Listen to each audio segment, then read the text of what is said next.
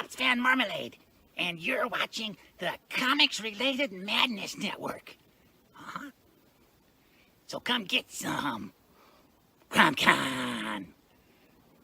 CromCon.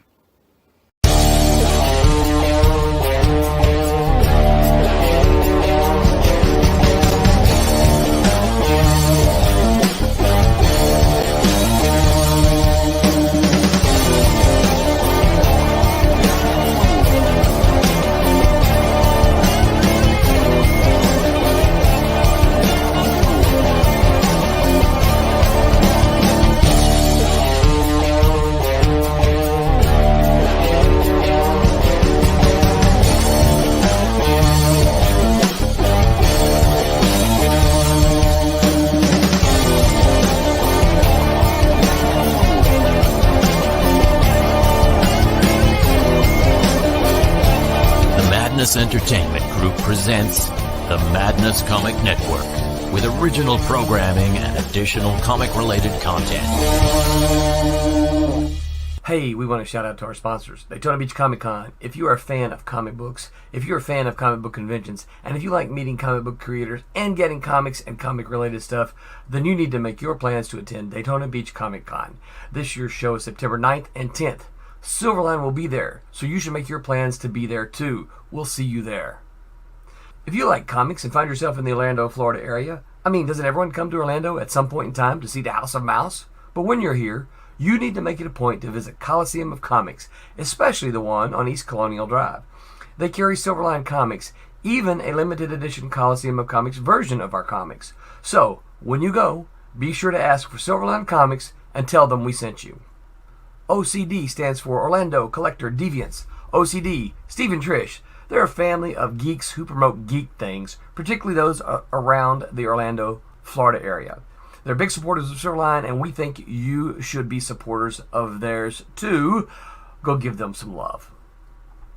If you are an independent comic book maker and you need to get your independent comics made, you need to look no further than Kablam! Kablam Digital Printing. They print our books, and they do a bang-up job. They're not only trusted by Silverline, but many, many independent comic book makers. Head on over to kablam.com and see for yourself just how easy it is to have your comic printed by them. And tell them Silverline sent you. Hi, this is Tim TK, host of That Silverline Show on Tuesday. Join us at 11 p.m. Eastern, 8 p.m. Pacific every Tuesday night as we discuss pop culture and the joys of making comics. Hi, I'm Barb Kilber, co-host of Silverline's Wednesday Wham. Join us each Wednesday nights as we discuss comics, literature, movies, and anything else that may catch our attention. I'm Roland Mann, and I host Silverline's Silver Sunday. Join me every Sunday at 8 p.m. Eastern as we make mine Silverline.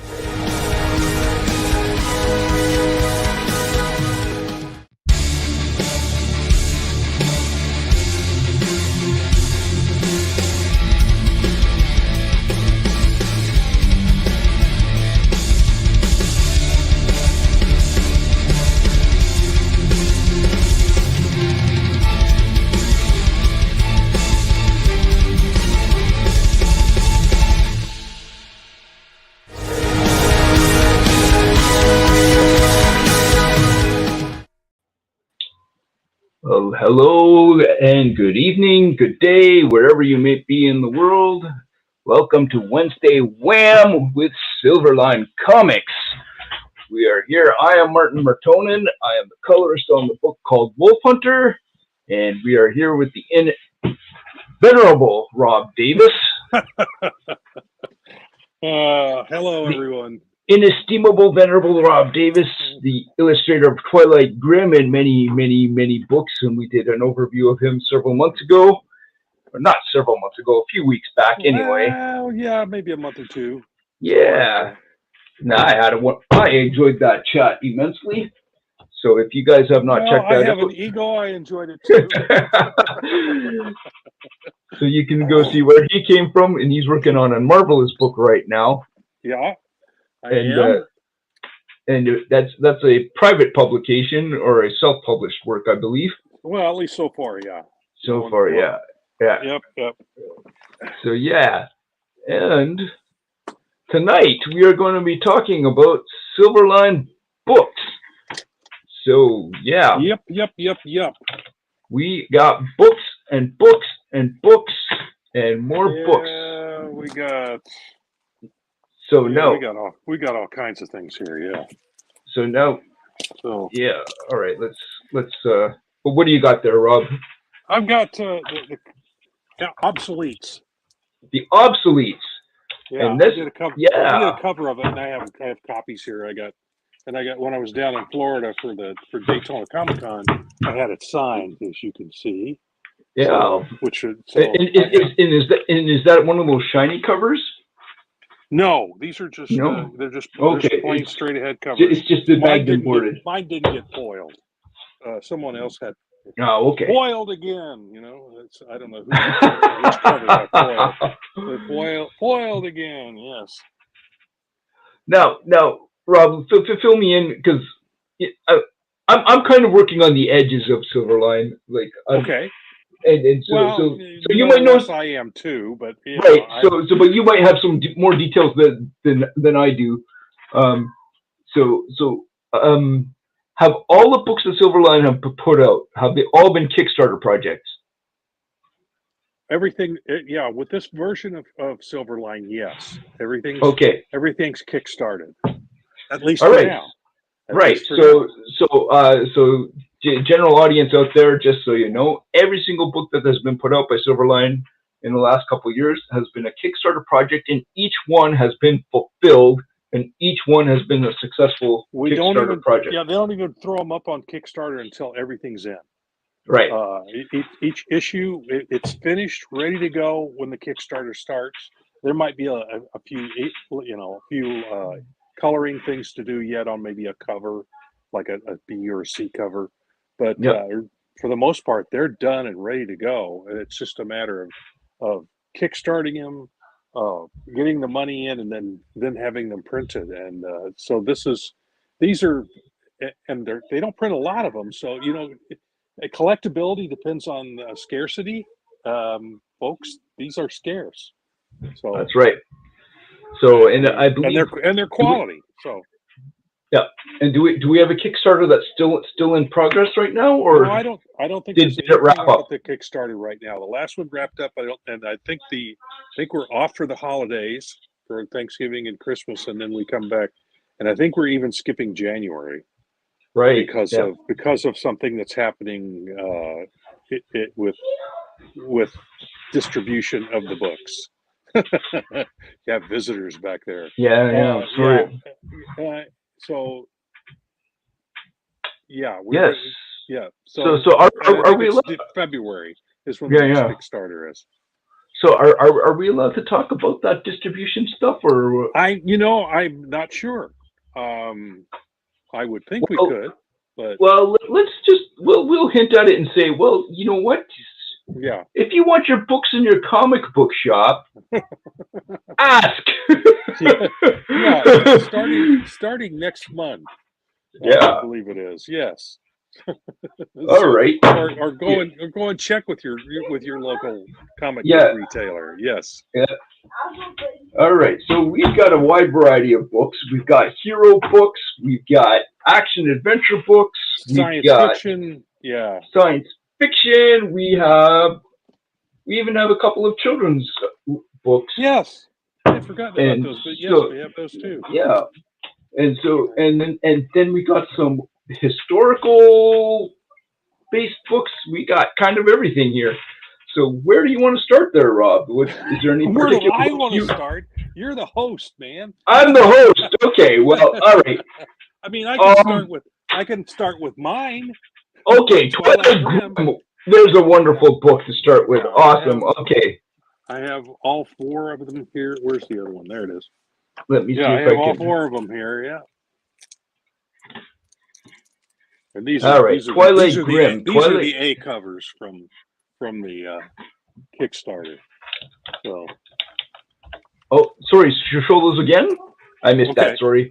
So there's Twilight. Oh, there's the A cover. Okay. Yep. Yeah. Those are the A covers. All right. And this is Twilight Grim himself as a younger person. And as you can see, he was not very nice to the vampires. Yeah. And then here's a similar scene later, and then one of the climactic scenes from inside the book on the cover there. So yeah, that's written by R.A. Jones, an old pal of mine from back in the day. Yeah, there's the A cover. And when he and Roland got together, talking about maybe doing a book, R.A. pitched about 4 different ideas, and Roland says, "Well, who would you like to get to draw it?"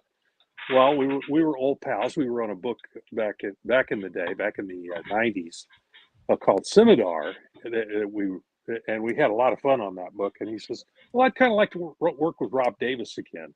So they sent me the 4 pitches, and I picked this one because it had vampires in it. And I thought vampires are kind of hot right now, so let's do a vampire story. Now it's a little different vampire story, but it deals with all the tropes. They can't come out in the daytime, and you kill them with a stake and with sunshine and all that stuff. So, all right, I'm gonna and there's Kalis. You brought up. Hang on, yeah. We're gonna get to that. We're gonna talk about that book. We're gonna talk about that book a fair bit because that's. I'm just gonna close off a bunch of stuff because. Okay, you had a lot of windows open. Yeah. Yeah, it's just okay. That'll slow everything down. Yeah. It'll load. All right, here we go. All right, so here we got this awesome. Yeah, but that's the opening scene where a young lady has been caught stealing something, and what it is this city that this takes place in has a wall that runs down the middle of it, and on one side all the vampires live, and on all the other side the ordinary folks live. So, and of course the vampire area is kind of like a ghetto, and so when somebody, there's the good side on the left, and there's the deteriorated ghetto-ish side on the right. And when someone violates the law, if it's bad, if they're repeat offenders, they're tossed over into the ghetto, and of course the vampires take care of them pretty quick. And that's the opening of the story. That's where it all starts. Yes, she gets hypnotized by the vampire, and then Twilight Grim comes along. Kaboom! There we go. Yeah, and that's all right. That's the opening sequence. Now, are you allowed to talk about the 4 other pitches that they? Or are those? Well, I don't remember what they are. Okay. One of them was a dystopian future. The only one I can remember, which was kind of interesting too, is a dystopian future where these folks are trying. They've heard this rumor. It's kind of like Battlestar Galactica looking for the 13th tribe. They're looking for this fabled area that is not in dystopia. It's actually a utopia on this dystopian world. So they're looking for it, and that was kind of an intriguing idea as well. Yeah. So this Twilight Grim, I'm gonna say something, and hopefully it doesn't go over like a lead balloon, but it's very cinematic, or at least I feel it is. It has so it kind of feels very kind of. It could be like TV or movie kind of pacing, and it's very well done. So thank you. Yeah. So this is Rob's baby, along with R.A. Jones. They put this book together. It's a lot of fun. There's so vampires. There's fighting. There's romance, and then there's romance, and then there's romance. Well, or anyways, people falling in love with our main character, and it's an interesting subplot. There's a love triangle definitely involved. Yes. Love quadrangle. Yeah, it's I think it's 3. And a guy. Yeah, is it 3? Yeah, there's the vampire girl, then there's the girl who got thrown into the vampire world, and there's the vampire herself. Yeah, I don't consider her as much the one at the very beginning. She's a very young girl who has a crush on him. So right. Yeah, it is a quadrangle then, if you look at it that way. Yeah. So yes. So that subplot is floating around there. Now, Mhm. speaking of vampires in the Silverline world, there was a one shot here, Bloodline. Is it coming up? No, it's not coming up. Of course not. It'll Why? take a second, maybe. Is it loading? This is one I'm not familiar with. I don't think. Oh, you're not familiar with it? Okay. So let's see. Bloodline. I may have seen the cover, but that may be about it. So okay, so let's see if we can get this up. There we go. Okay. Bloodline. No, I have not. All I have right. not seen that one. I think I may have a copy of it, but I haven't looked through it. Yeah. So this okay. is this was an interesting read. Okay. The art grabbed me right from the get go, and I loved it. And I thought, like, interesting. I'd never heard of this artist before or this art team, and but the style is very kind of angular and. Oh yeah. It reminds me a little bit of Matt Wagner, I believe. Yeah, there's a little bit of that in there. It looks like maybe a little. Yeah, there's a little Phil Hester. Yeah, maybe. Yeah, I could see that. Mike Mignola. Yeah, there's a little bit of all of that. So this was a very intriguing tale. I have no idea about the where it came from, why it exists, how it exists, why it's here, and it's a one and done tale, and it's Terry Pallett. Terry Pallett inked this. Okay. Yeah. So we got pencil by Rob Sacchetto, Tony Pallett is inks, colors by Jeremy Kahn, and lettered by Brian Dale, I believe. Mm-hmm. My eyes are going a little bit bad here. This looks like maybe an older book that was done in black and white that's now been colored. Because Silverline's done a number of those kind of books. This looks like one of those. But even still, this kind of still has a modern. Has a modern edge to it, and it's a one and done tale. And I'm not sure why we're not getting the rest of the images, but yeah, it was a very intriguing read. So there's something. It's something to do with the train line, and it happens to carry a bunch of vampires. And hopefully, it's not giving away too much. But yeah, it's action, and it's these three individuals end up teaming up to fight a bunch of vampires. And so, yeah, it's a very intriguing looking book. The theme so far tonight is vampires. Okay. Vampires, yes. Okay. So, yeah. But, so if anyone's interested, try and find this book, because this was a fun read. It was very interesting. And you won't be disappointed. So, yeah, very interesting. I take your word for it. Yeah, everything I've seen from Silverline so far has been very good. So yeah, it's hard to, and I'm not just saying that. That. And what I like about Silverline's books is that it's the straight ahead storytelling again, and rather than depending so much on pretty pictures to carry you through. There's actually a story to it, and it's told well and visually well as well. So so while we remain on the kind of fantasy realm, I guess. Okay, there you go. We got Cray. So if you're into let's say Krull the Conqueror or into Savage Sword of Conan, Conan. This is gonna be kind of up your alley. This is that kind of book, and this was illustrated by Steve Butler. Written by Roland Mann, and inks by Ken Branch, colors by Jeremy Kahn. And this is actually a fun romp. It's a very active tale. There's lots of stuff happening, and if you're into detail and that kind of thing, there's a lot of stuff going on in these pictures that you can. Well, Butler. Yep.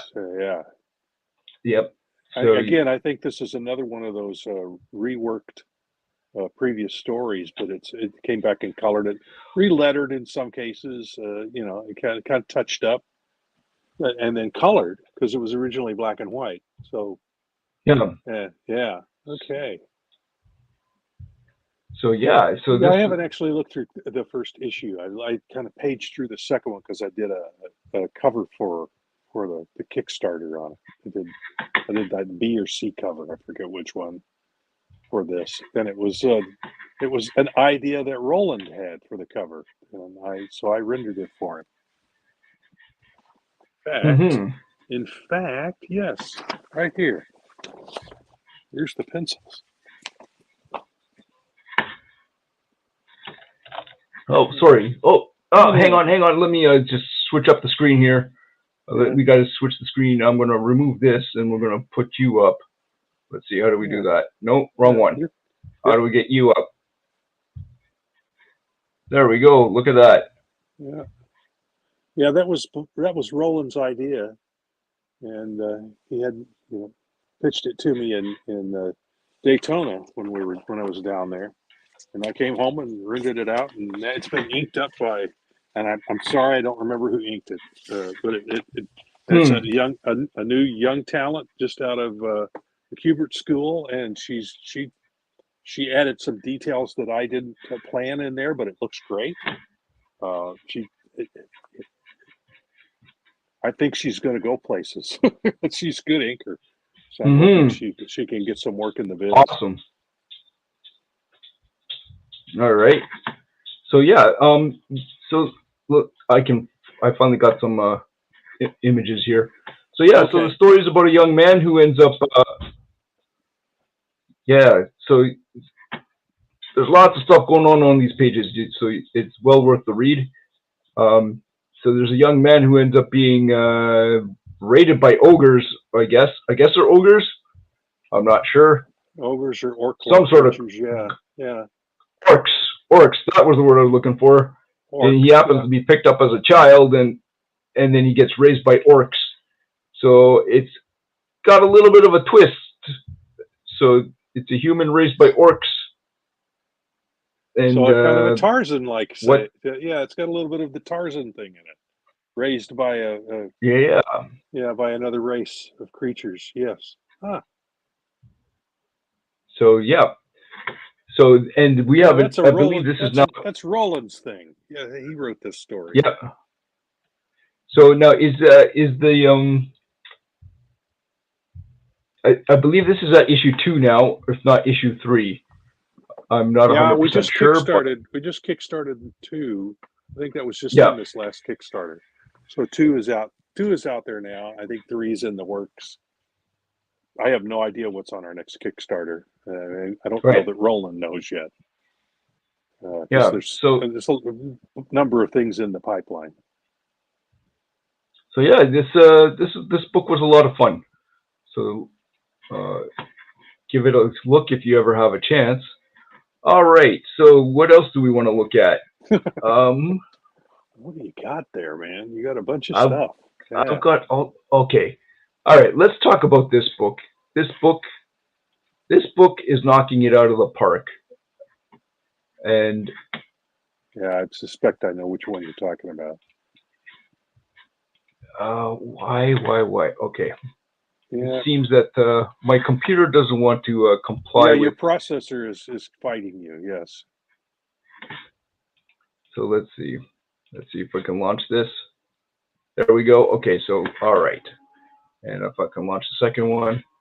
So, ladies and gentlemen, I'm going to introduce to you one of my favorite books in the Silverline universe, and that book is called Kalis. Mm-hmm. And this book. Oh, do I have to share again? Present. Oh, don't do this to me, please. Stop screen. Ladies and gentlemen, I am so sorry for the technical difficulties. Why won't it show me? Stop screen. Oh boy. Present. Share screen. There we go. All right. Kalis, here we are. Allow. All right. Is that up and running there, Rob? Not up yet. Oh, no, I have to. There we go. There we go. Yes. All right, this let's is put our actually faces on there. this is actually a second miniseries. There was a Kalis before this, and this is Kalis Achilles Has Landed, which is a Yes, continuation of the first series. So this is the first series. This is a Brent Larson story, and Brent, and his art team is top notch. So you have this man falling from space, and he ends up landing on Earth. Yeah, he's invulnerable. And So this story. All right. If you're a dad and you like sci-fi, this book is going to be right up your alley.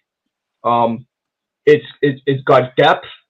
It's got lots of backstory, but it's not overbearing. But there's a depth to this book that is absolutely amazing. And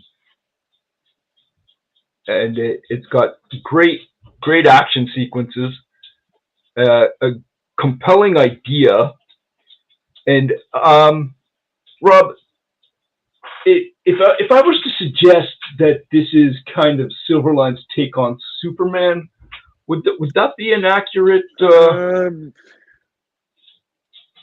Yeah, well, I think the only superpower he has is that he's invulnerable. So he's not exactly Superman, but that's Brent. I haven't read. This is another one I haven't read. I don't read that many comics anymore. I have a stack this high of comics, and some of those are Silverline books. But from what I understand about this character, he did not start out in his life invulnerable. He acquired his invulnerability through some accident or whatever. Yeah, right. And now he's trying to live his life by being invulnerable, and it kind of goes through. Of course, there's all the political and military intrigue around him because he's invulnerable, of course, and but that's not. I don't think that's quite Superman. That's I'm trying to think of what a good analog would be. I mean, there's some of the Superman to him because he's not an alien, but he's got this he's invulnerable. He can't be harmed. So he's more or less immortal. So so kind of like Superman. Yeah, well, in that respect, yeah. Superman can fly. He can't fly. He has X-ray vision. He has all this other stuff, and he's an alien. Right. So Well, okay. So all right. So, but how I get what you're saying. I get what you're saying. I'll reframe it. It's kind of like the Silverline take on Superman, but it's not. It's not. It is and it isn't. But so this guy ends up landing on Earth. He doesn't know what's going on. He's kind of like you don't know what's going on when it starts. And it's just like it's pretty. It's great. It's a suspense thriller. It's a suspense thriller. With superhero trappings. Yeah. So yeah. Yeah. So the pacing is fantastic. It's not as important as the intrigue and suspense and thriller aspects. Correct. So, but this would be kind of like if Superman were more gritty and down to earth and real, like if Superman was real, like.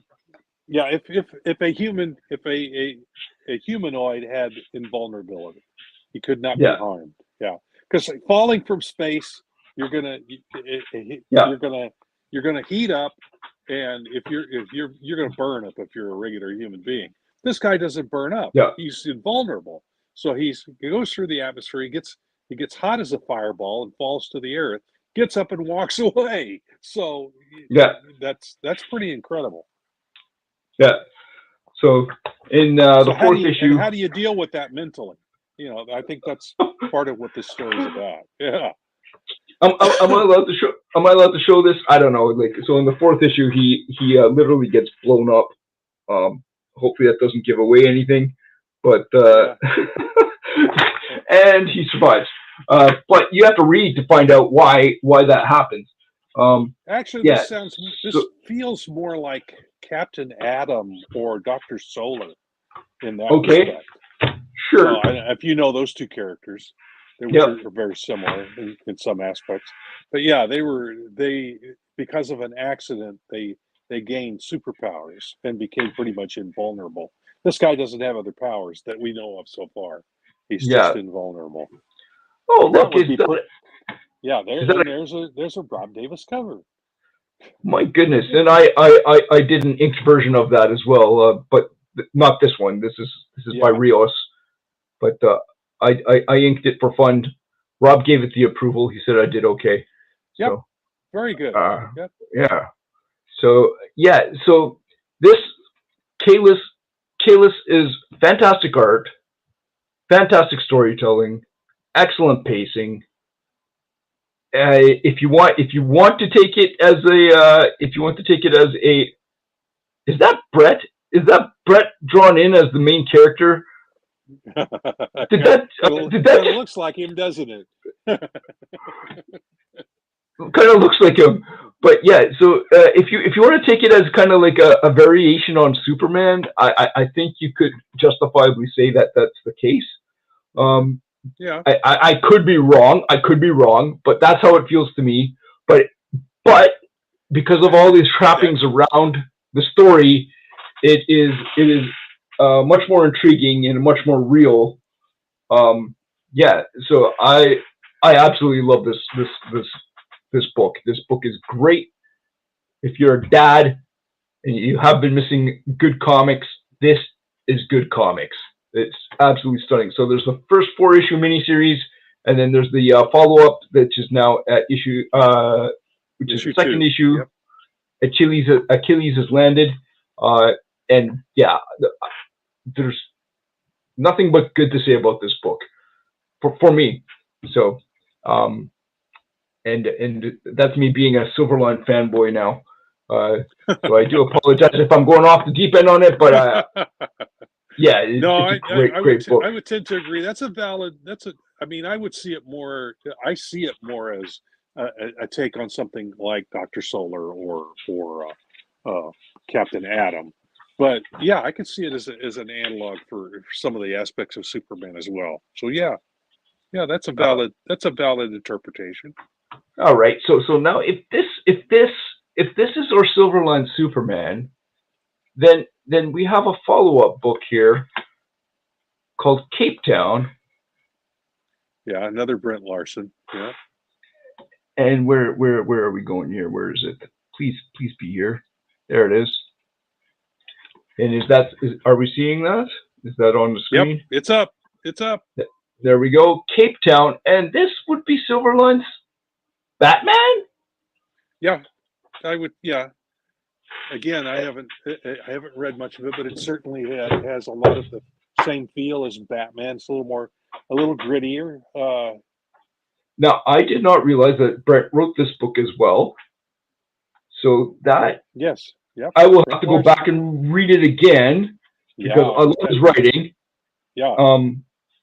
So, and this is another intriguing book. I wasn't sure I was able to wrap my head around it the first time around, so I'm going to go through it again. It's if you want a variation on the Batman, this could be your book for you. If you're kind of, done with the original, come on over and check this out. Yeah, which has been done grim and gritty before. Yeah, and it's So I don't. It's that kind of book. Yeah, it's a non-superpowered superhero. Yeah. Yeah. So I don't know if this is grim and gritty, but it has an intriguing take, and it's again. So the one thing that Brent gives you, he gives you a lot to work with. So you don't feel like you just flip through a book and I'm done. And there's a lot of if you sit down and read it, you get a lot of depth from the words from all the stuff that's going on, the storytelling. There's lots of really good stuff going on. Excellent relationships that he builds. So yeah, take a look at that one. So this is so Silverline's got Batman, Silverline's got Superman, but they're not. Are we allowed to say that? They're the analog. Yeah, they're the I didn't say anything. So yeah, so these are great. All right, well, we're kind of going through a lot of our books very quickly and rapidly, but what else do we want to look at there, Rob?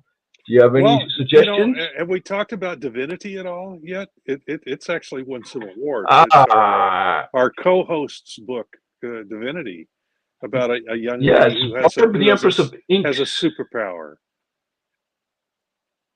Yeah, I have it here somewhere. Let me just pull that up. And I was going to go to Divinity next, so we're thinking on the same line here. Okay. Where? Yeah, I'm sorry, Barb's not here tonight, so she could really talk this up. Because she, of course, no one knows it better than she does, of course. Oh, but good night. As he tries to drag up the images, Divinity is a young lady whose parents have died, and she's discovered she has this ability to heal people, and she and her brother, who is an older brother who is in the military, they are the only family each of them has, so they get together, and then because she's discovered to have had this power, they're on the run from someone who's trying to kidnap her to use that power, and that's just one of the storylines for Divinity. But if you could pull up some images on that. Yep, I'm gonna just do. I believe I need to do a stop screen. Yeah, this is an idea Barb came up with, and she had some assistance from R.A. Jones in the scripting, but. All right, let me just see. Okay, Wednesday Wham, entire screen. No, not that. How about that? Okay, there we go. Allow. And here, is it up now? Not yet. Not yet. Sorry. Yep. Oh. There we go. Now something's popping up. Ooh, an infinity. We've gone into infinity and beyond. Okay, is it up now? There, now we've got it. Divinity #1. But is it still doing the infinity thing, or no, is it showing? It's not. It's perfect. Looks great. Okay, good. Okay, good. All right. Oh, well, so I want to do actually some coding there. So here we go. Yeah. All right. So yeah, and that's Divinity in the foreground. Her brother on the right, to the right there, and I wish Barb were here so she could explain who that young lady is off to the left. She has joined them in their run across the country, trying to get away from these folks who are trying to kidnap Vinny, as she's called. Yeah, I'm trying to understand her shirt. Does her shirt change from page to page, or? No, that particular one is. Here's. So this character Divinity. That's a Chucky. That's a Chucky. Yeah. Interesting. A little Chucky shirt she's got in that one. No, she wears different T-shirts like any preteen would do. Right. Okay. All right. I was wondering if there was like some sort of mystical thing with the shirt or something. No, not that I know of. So this book could be what, aimed anywhere from like 12 and up, kind of. Would you say? Yeah. I would say there's a little bit of violence in it, so I don't know. Some younger kids might find that problematic, but it's usually there's guns and stuff like that.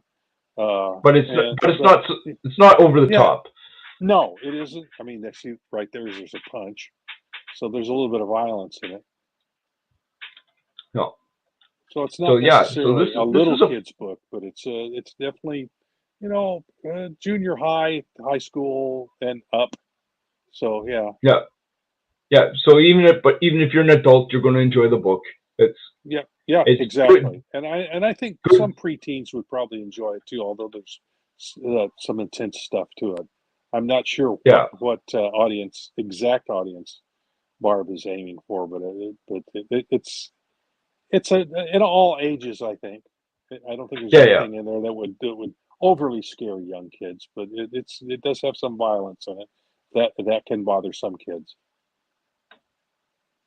Yeah, so this young girl discovers that she has some sort of healing power or something to that effect. Exactly. And then Yep. some people find out that she has that, and they want to get their hands on her. Yep. So yeah, but the art is super clean, very easy to read. It's an intriguing tale.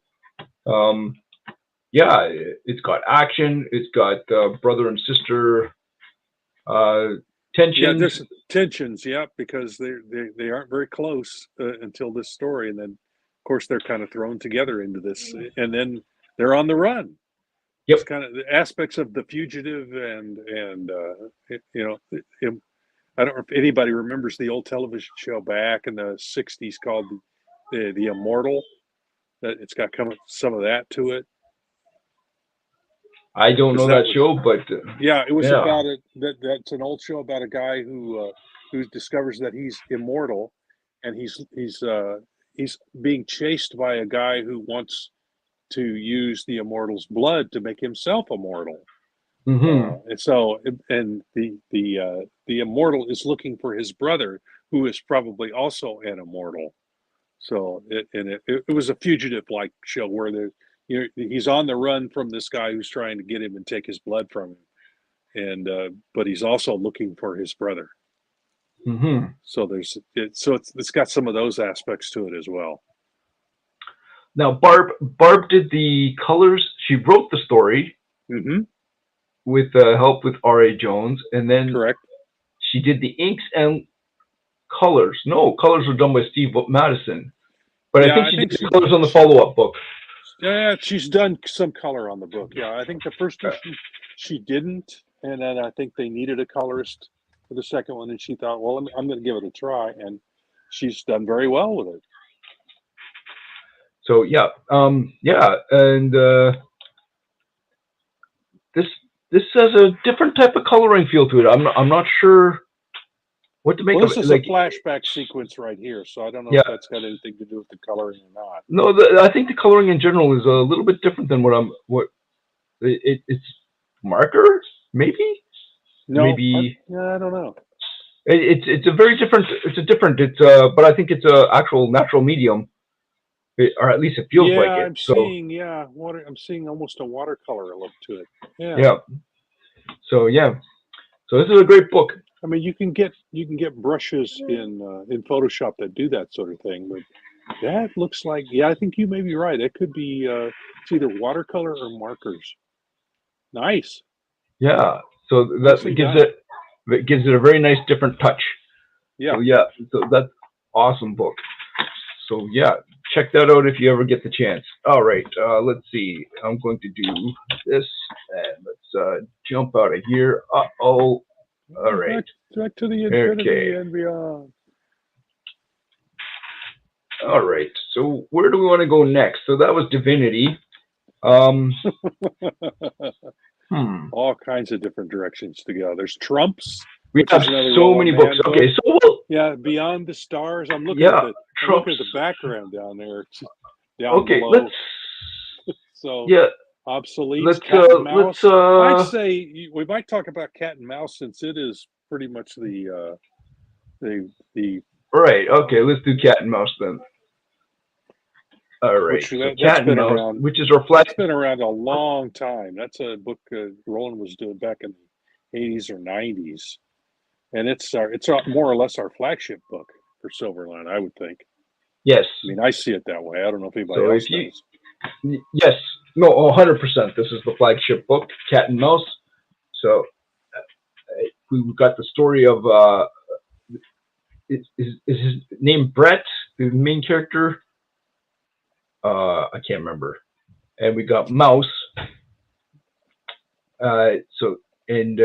She gets caught up in a trafficking ring, and her sister's brother-in-law has to, or her sister's ex-fiance has to come and rescue her, and that happens to be Cat.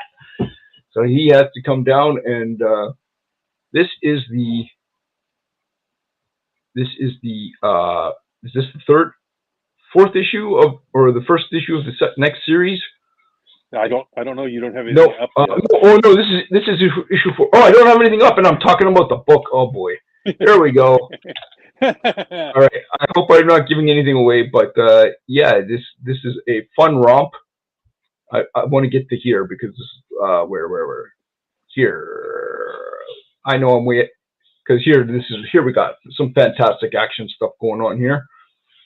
So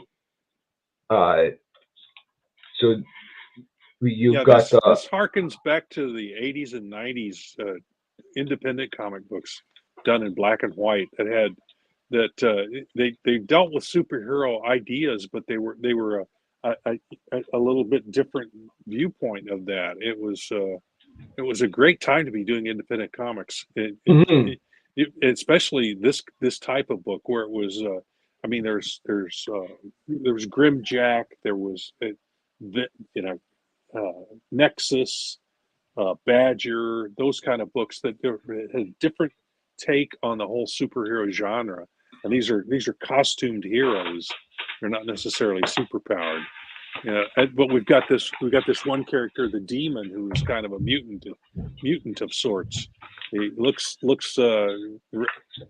he's been mutated in some fashion, and so it's just kind of a different take. It's that 80s 90s take on independent comics that a lot of us really enjoyed, and I think if folks glom onto this, they'll enjoy it as well, because it's straight ahead storytelling. Yep. Well told stories. Yep. Yeah. So yeah, it's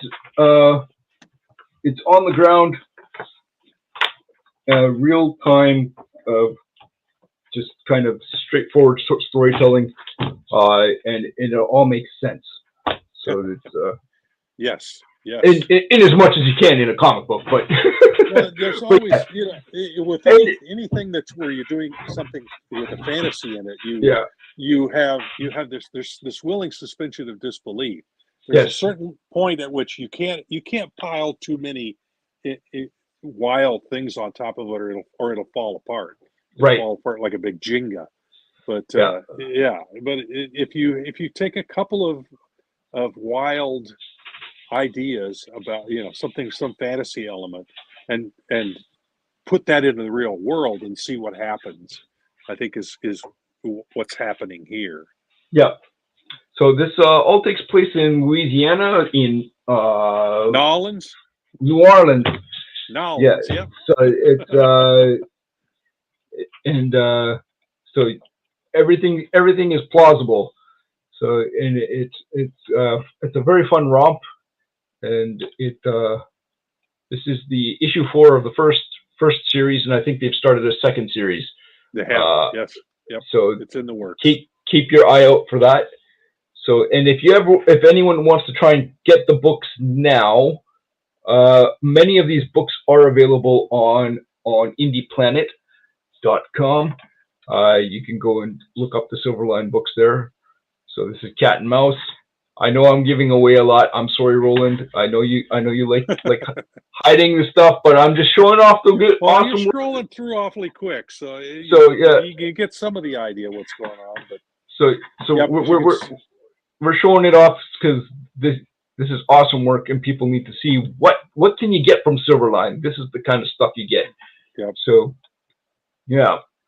All right. So Cat and Mouse, that's one of our flagship. That's our flagship title. And what else? What was the other book I was going to follow up with? Trumps. No, Trumps. Yeah. But that's going to be going back into more like the sci-fi stuff. But so I want to kind of we'll bridge that gap with Teen Beetle here. Teen Beetle. Okay. Which is again another hero and so this is a takeoff on Blue Beetle, but this is Teen Beetle, and Yeah, because the original Blue Beetle is actually in public domain. The original one is. Now the one that you right. see at DC is not in public domain. So Right. So I think So- this is kind of based loosely on that public domain character. Yes. So it's based off the public domain character, and this book is fantastic for kids. It's I think you could probably hand this to a 8 to 10-year-old without any quibbles. Maybe the first issues has a little bit of a rough opening. So maybe 10 and up. But Yeah, that sounds about right. so the young boy here, he has his buddy, and they have some sort of I don't know what it is, some sort of a serum, which then transforms him into the Teen Beetle, and he goes off on his adventures, and they go and fight the baddies. So this is a fun book, another hero book in our line, and has I guess you could say it has a little. So it's got a little bit of the hero stuff going on, but it's got a little bit of the sci-fi stuff going on because it's got the serums and the different kind of like the bad guy who ends up being a scorpion of some kind. I think he's a scorpion. So you're good. Yeah, there you go. So you got insectoid characters in this particular book. Okay. And he flies giant flies and stuff like that. So okay. Yeah, so that's definitely 10-year-old and up. Yes. Yeah. That's the kind of stuff kids, I hope kids like to read. Yeah. That kind of weird stuff like that. Yeah. Yeah. And so and Del Barris stuff. And Del Barris has done a bunch of stuff that I know he's done for kids back in the past, because I've read a bunch of those books that he's done. I don't remember what they're called off the top of my head, but they were interesting. So yeah. So if you are looking for a fun book for kids, Silverline's got that. So we've got Batman, Superman, we got Kalis, we've got Cape Town, we've got vampires, we've got heroes in Cat and Mouse, and we got heroes for kids, and we got Divinity, which is got some mystical stuff going on. And then if we want to go into some really interesting territory, we can talk about Trumps. So yeah, which I mention it because a lot of people think this is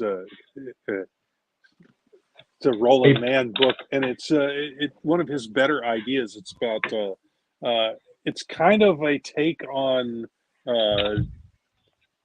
Throne of Swords. Yeah. That Game of Thrones. It's Game of Thrones. Thank you. My brain sometimes. So yes, Game of Thrones. It's that fantasy type world where, and it's, as I understand it, they're the 4 faction, which are, and you'll see it there in that one, the Trumps there at the top: hearts, clubs, diamonds, and spades. So each faction. And again, this is one I've skimmed this one and found it very fascinating. I have not been able to sit down and read this. Like I said, I don't read that many comics these days. But this one's intriguing. It really is. Yeah. So that's going to have to move close to the top of my pile.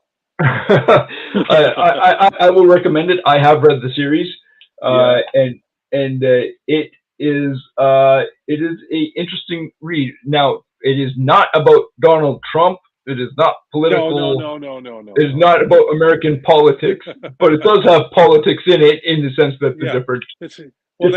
That's why I compare it to Game of Thrones, because right.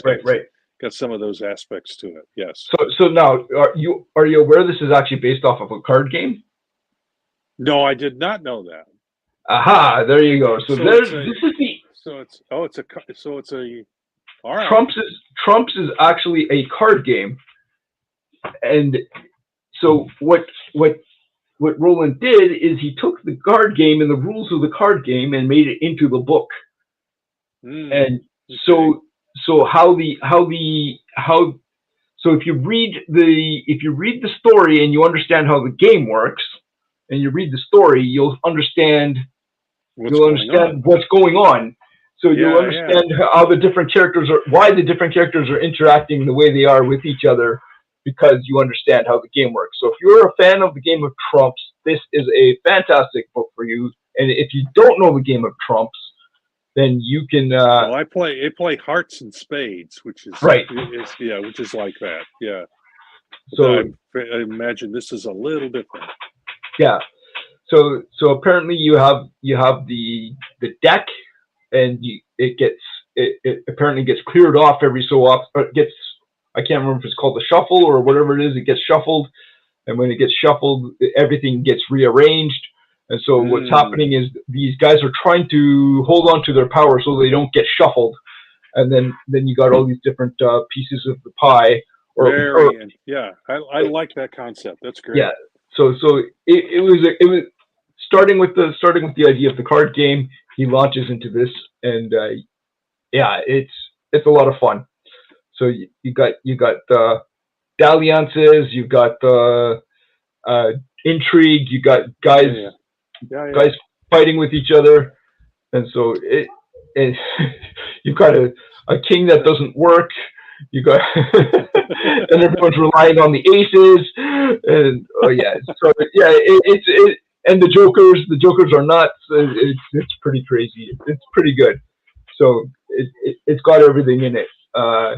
And the really cool thing about it though is it's a 4-issue series, and you can read the entirety of it all in one go.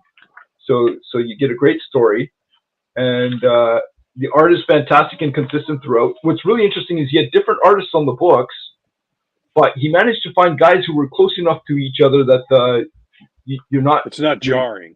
It's not jarring. Change. Yeah, got probably Tommy Floramonte is the inker on this as well. And that's probably Tommy Floramonte, who is our friend at Kablam. He did ink issues 1, 2, and 4. Okay. And who inked number 3? So Bedwell. Okay. Did Clinton illustrate and ink it? Let me just check here. Quentin, sorry, not Clinton. Quentin. So Quentin did the art in issue number 3. He did the pencils and the inks. Okay. Wow. All right. Wow. Okay. So Quentin is fantastic. He pulled out all the stops. So excellent series. So by all means, do look it up. It's got excellent stuff going on. Now, we're kind of hitting the top of the hour here. Should we mention our fellow sometime joiner John Metick's book, Sniper and Rook? Sure. Yeah. All right. I have not even scanned that particular book, so I can't speak to it at all. I've heard it talked about many times, but I have not seen the book itself. Okay, I did have it. I don't know why I don't have it. Why don't I have it? Okay, all right. I do apologize. Yeah, it's too bad John's not here tonight. He could definitely tell us all about this one, because again, it's in the stack to be read, but I have not. I have, like I said, I haven't even scanned this particular one.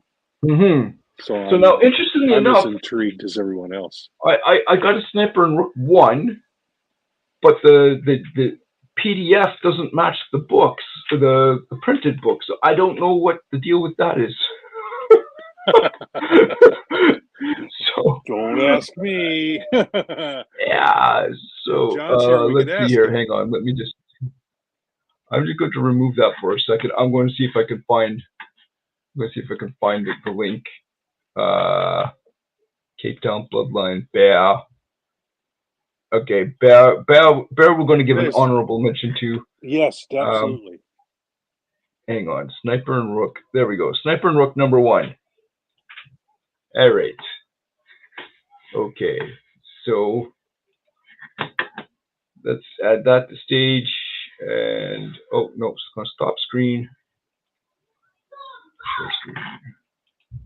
Let us go see.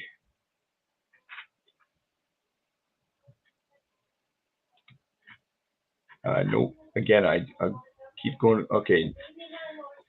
This is live podcasting, folks. Yes, but we do apologize. It's the way it goes. It's the way it goes. Where? I thought I clicked on the link. Come on, Sniper and Rook. Sniper and Rook is a lot of fun. Is it a PDF? There we go. It may take a while for it to load. No, it's on the Dropbox here. Okay. So I'm just gonna. All right, add to stage. All right, and then we're going to. There. Is it showing? Yeah, it popped up. Yes, I have seen that. There we go. All right. I know next to nothing about this book, which is it's probably a bad thing to say, but I don't know anything about this book. It's intriguing. It's an intriguing looking book. Yeah, so it's a story about two special ops. One named Sniper, one named Rook, and they go on various covert operations around the world. And this is one of their tales. So this is Sniper and Rook number 1, but I've got a Sniper and Rook number 1, which doesn't look anything like this Sniper and Rook number 1. So I do not know what to tell you folks. That sounds like there must be more than one miniseries. So yeah, so I have a black and white book here, and the one I have is their origin story, from what I can tell. Oh, it's a black and white book? It may be the original, and this what we're seeing from Silverline is an updating of that. Without John here, I can't say that for sure, but that's what that sounds like. Is that you have the original, the original black and white book that this is an updating of. Yep. All right. So that's another book you can look into if you're into covert ops. And I would be remiss if I didn't mention my pal Ron Fortier's book, Beyond the Stars, which is a science fiction fantasy book that is I think they've done 3 issues of so far. It's going to be a 6-issue miniseries, and it's coming out from them as well. I mean, I see it here at the bottom of the screen underneath us there, Beyond the Stars. But it was pitched to Ron with like 3 or 4 pages of action, and then the artist says, "Can you build a story around this?"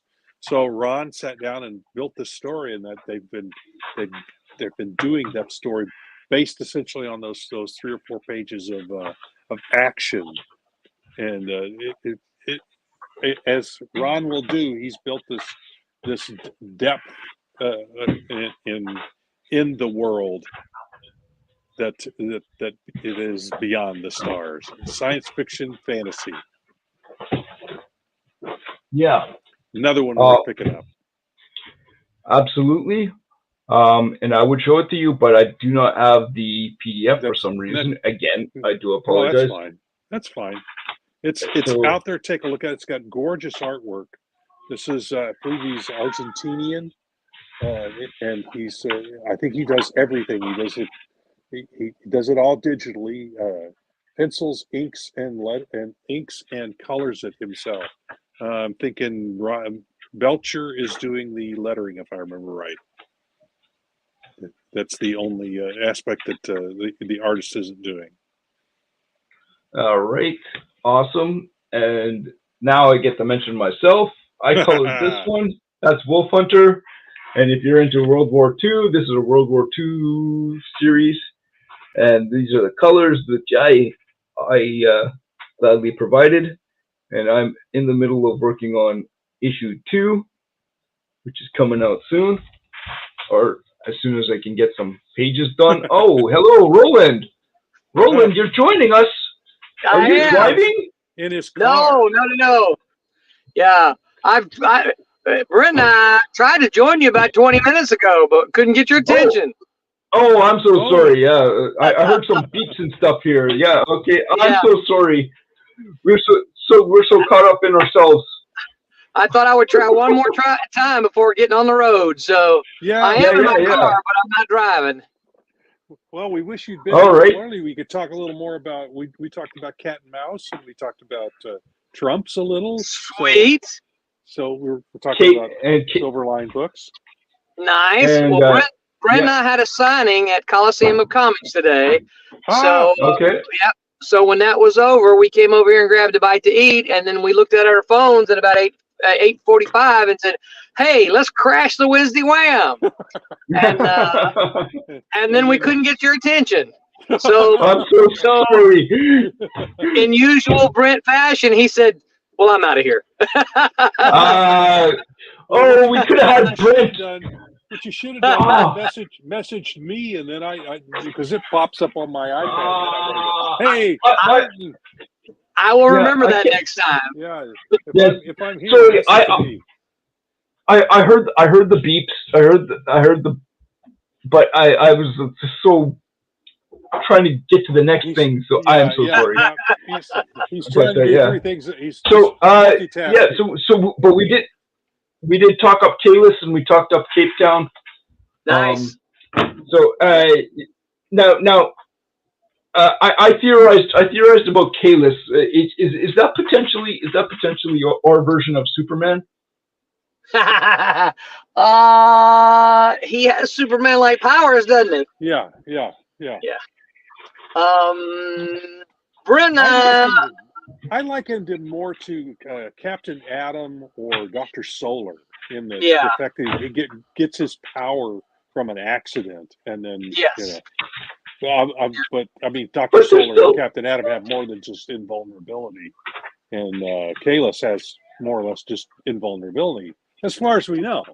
Yeah, right, exactly. Yeah, so we're still learning about a lot of it. So, Brent and I, we're talking about it because, one of the things we didn't set out to do, but one of the things that we've kind of started doing is trying to sort of build a Silverline, Silverline universe, and of course, when I started writing like Cat and Mouse and Silverline Team Up, that was just a natural for me, is that they all kind of coexisted in the world. But as the idea of Silverline grew a little bit and the titles grew, one of the things that kind of came up is, well, are they all in the same universe? And it's like, well, they weren't. It wasn't intended that way, certainly. And so we started talking, well, what could work? What will work? Like something like Wolf Hunter, which is an alternate, it's an alternate history. Well, I don't know that fits in. And I'm not saying that it doesn't or it does. Tim and I have talked about it a little bit, but it's one of these things that we don't want to shoehorn it in just because it has a Silverline label, No. Yeah.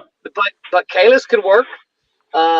Divinity certainly works, Yes, it works in the same universe as Cat and Mouse. Yeah. Twilight Grim could too. Twilight Grim could absolutely work. The Hallowed Heights is a fictional city, but that doesn't mean we can't put it on the real map. It could be Hallowed Heights, Oklahoma. Yep. Yeah. Well, I mean, put it somewhere. Yeah. You've got Bloodhaven in DC, so yeah. Right. Yeah. Yeah.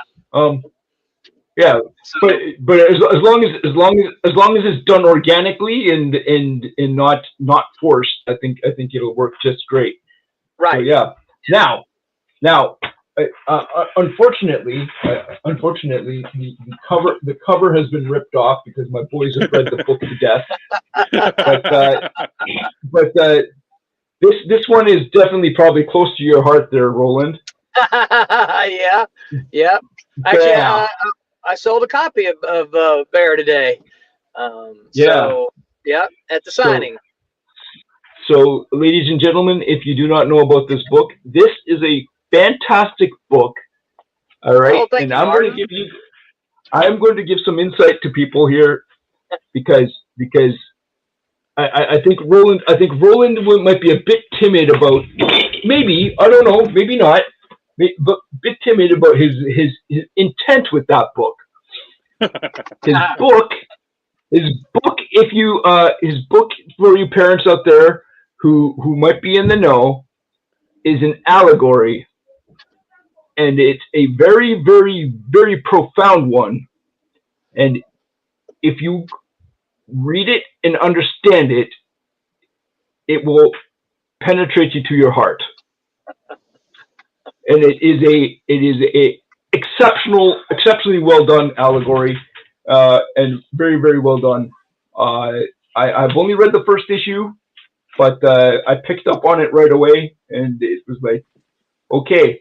So if you're into Winnie the Pooh meets Lord of the Rings, I think quite literally, right? This is the book for you. Well, you were very kind, Martin. Thank you very much. So it's a very heartwarming and heart-touching story. It's very good. So did we get an issue 2 out on that one? We're very or is close. It still coming? We're very. Okay. It's not out yet, but we're very close. Okay. Yeah, it's on me to follow up with Haley. I know she's waiting on me for. We're doing I won't give anything away, but we're doing on one of the pages. We're going to do some wonky, weird stuff with some of the text, and so Haley's waiting on me to get some of that to her. Yeah. So we're gonna play with it a little bit. I'll give you one little hint. How can I hint at this? You remember the ant and the aardvark? I know Rob does. Yes. Yeah. So I know the story vaguely.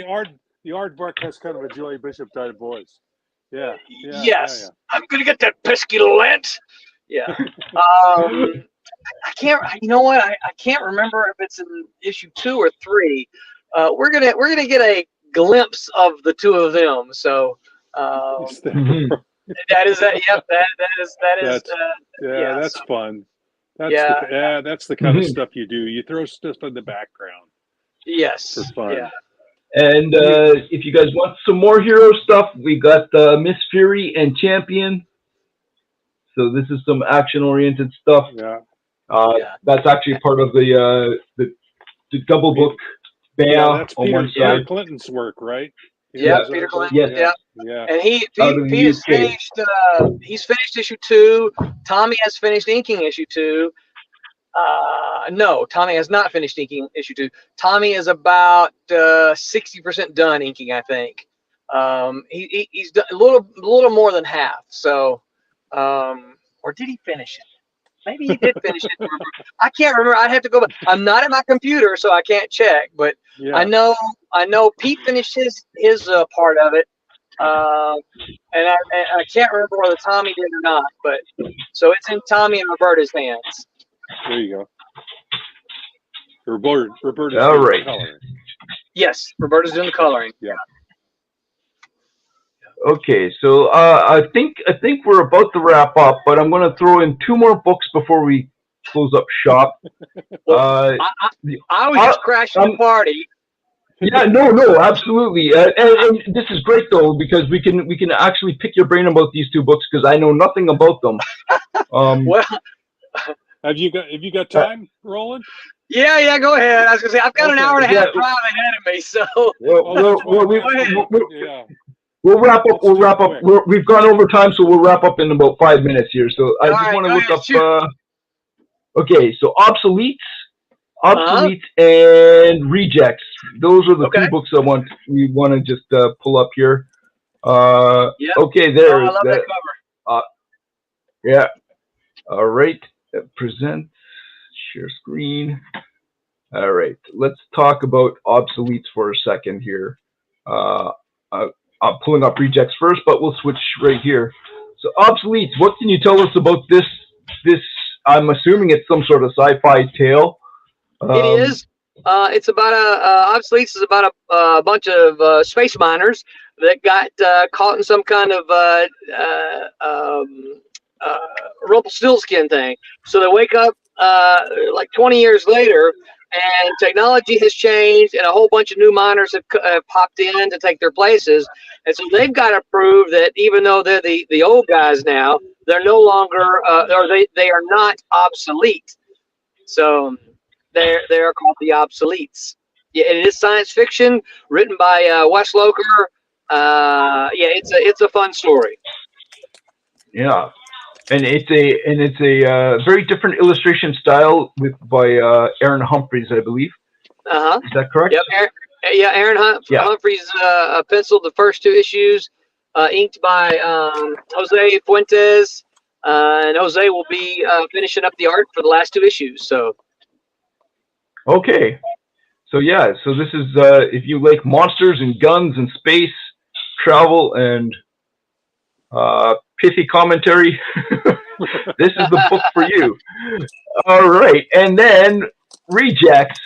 Now this book is I started reading it and I have to get back to it. There's been so much stuff on the plate. But this one is a lot of fun, and this one almost seems like a cartoon, if I would put it so mildly.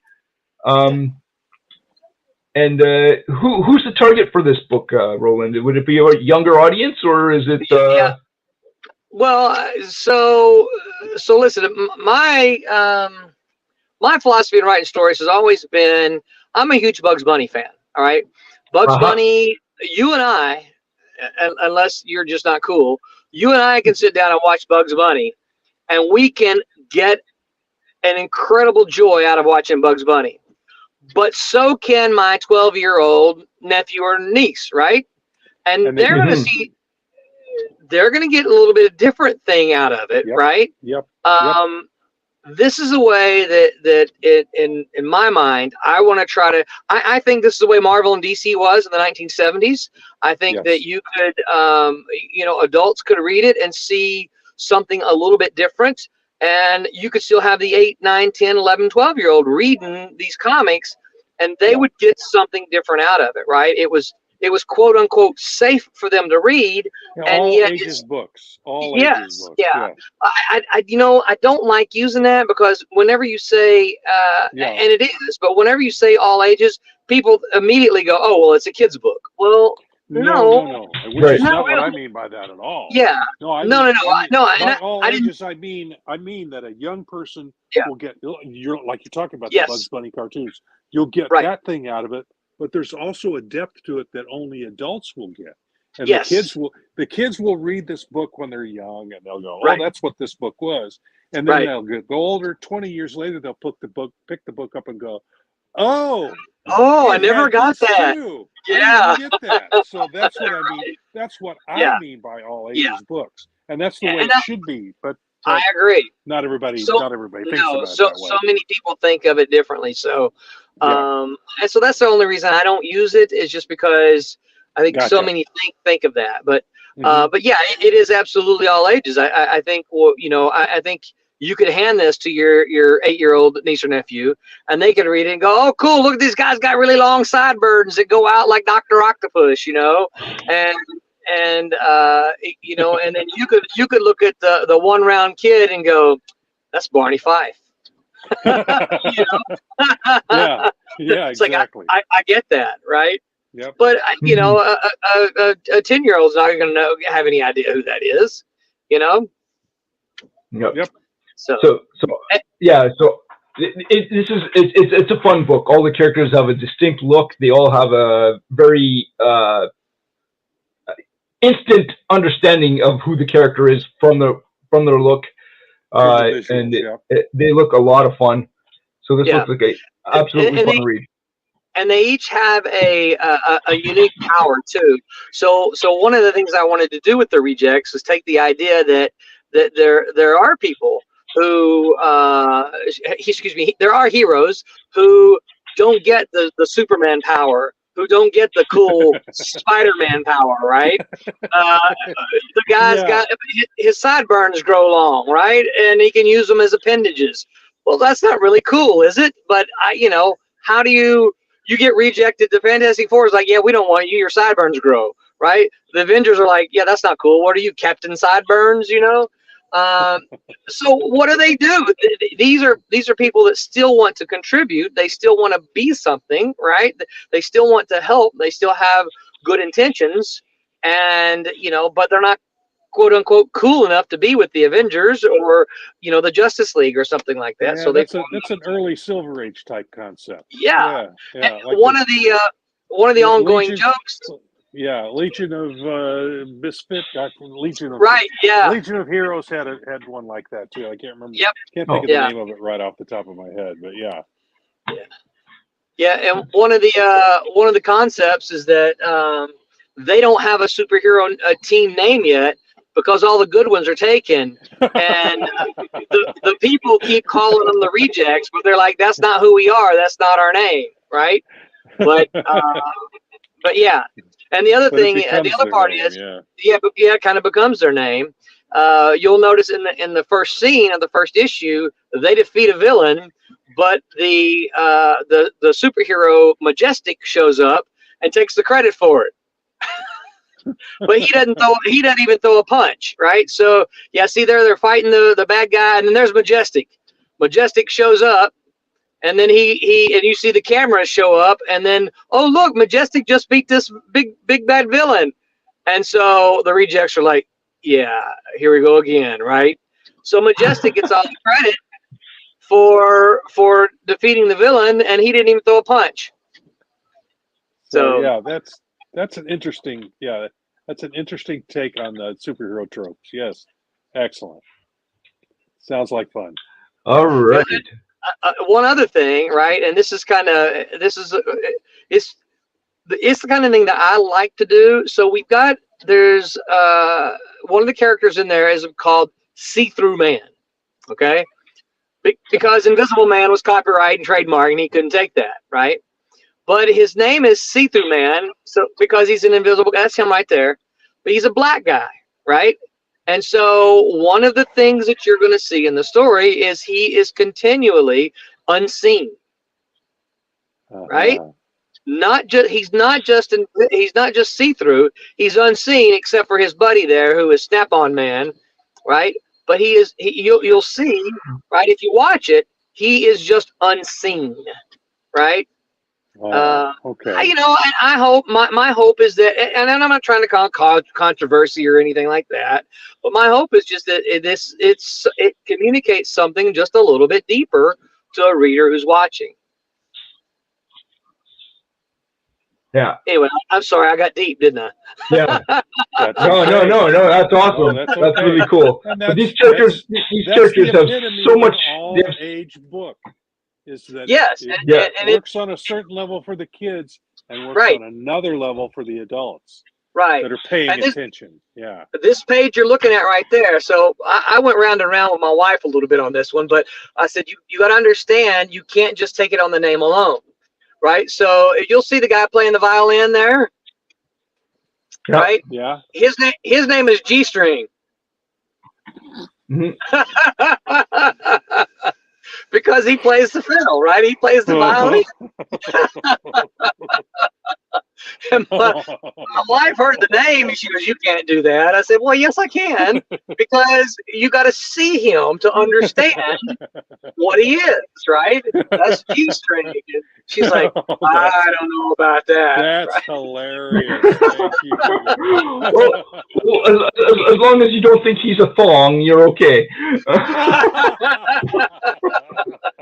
Nothing wrong with that. Oh.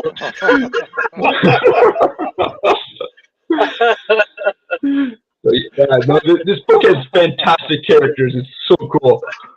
All right, awesome. Well, we've gone way too long. Yes, we have. Way over our time. But that's I'm so sorry. I'm so sorry I didn't bring you in, Brett, in earlier. I would have loved to pick Brett's brain on Kalis, because Kalis absolutely, I have absolutely nothing but good stuff to say about that book. Excellent, unbelievable. It is. Cat and Mouse is our flagship title, but I'm going to say Kalis is probably our strongest title. Yeah, exactly. We can talk about what's happening with distribution, right? Hold off 1 week for me. We've hinted at it. We hinted at it earlier, but But let's hold off 1 week. Okay. Because Okay. I got a press release going out tomorrow. I didn't think we could okay. yet, but so I didn't want to jump the gun with it, but I did want to tease it a little bit. Yeah, So next week we'll have more information on that. Yes, folks, so stay tuned. Yeah. And do we have any Kickstarters in the works right now, or is the last one wrapped up?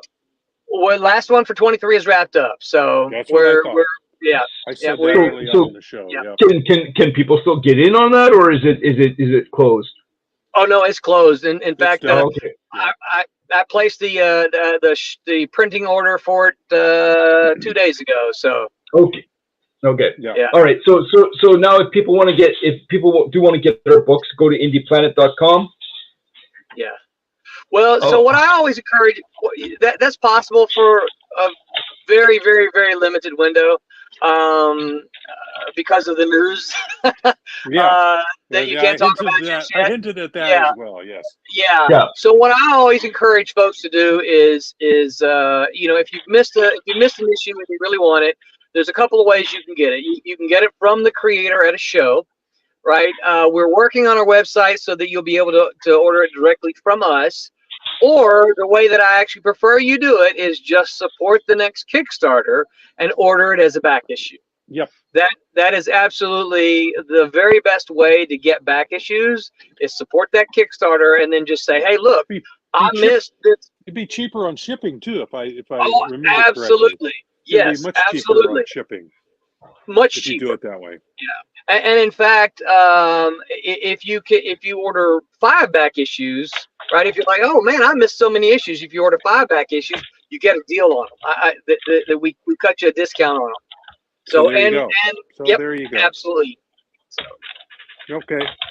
All right. Awesome. So, but we'll have more information on that distribution deal. Yes. In the next week. Okay. Yes. So we can tease it that way. Yeah, absolutely. but it what you can add is that it is big and exciting for Silverline in 24. Yep. Which is why I'm champing at the bit, trying to say something, because I think it is a big deal. It is a really big deal. I think so too. So stay tuned, folks. That's right. So Roland, would it be possible after the show somehow to get the we can still share the Indie Planet link, indieplanet.com/Silverline, so people can get books from there if they wanted to. Yeah, but I would say they need to go ahead and act fast. Yeah. Okay. Right. Okay. Yep. Yeah. So, all right. Okay. Buy your Christmas presents early. Yeah. So, well, if you guys saw it, all my Christmas presents are bought. Oh, there you go. Wow. Dang, dude. Yeah. You didn't even wait till Black Friday, huh? No. Wow. No, I get mine in early, and then my shipments come on time, and I can just leisurely wrap them up, and so And if I miss something, I've got time to find another gift. That's actually so smart. Yeah. So okay. All right, guys. I'm gonna let you guys close off, but I'm gonna sign off here and get back on the road. And I'll say it before you guys have a chance. Yeah. Rob's gonna make mine Silverline, guys. Make mine Silverline. All right, people. See you, everyone. Good to see you. All right. So we have looked at our books. We have many books, from vampires to people falling out of the sky to trump cards, to trumps, to divinity, to Cray. We have something for everybody, from kids all the way up to the adult. And we didn't even get through all the books. We still missed a whole bunch. Lots of stuff in there. So Silverline is here, and Silverline is here to stay. And if you are looking for something that's a little bit different, that's not part of the big two, and you want some consistency in your books, please join our clan and get in on the ground floor, because this could be an exciting time. We're a startup, and you can get in right at the start. And you can be a part of history in the world of comics. Yep. That's Rob Davis, the venerable Rob Davis, the Empress of Inks. We missed her tonight. Hopefully she can join us again soon. And I'm Martin Mertonen. Make mine Silverline. Silverline. My name is Ross Ritchie from Boom Studios, and make mine Silverline.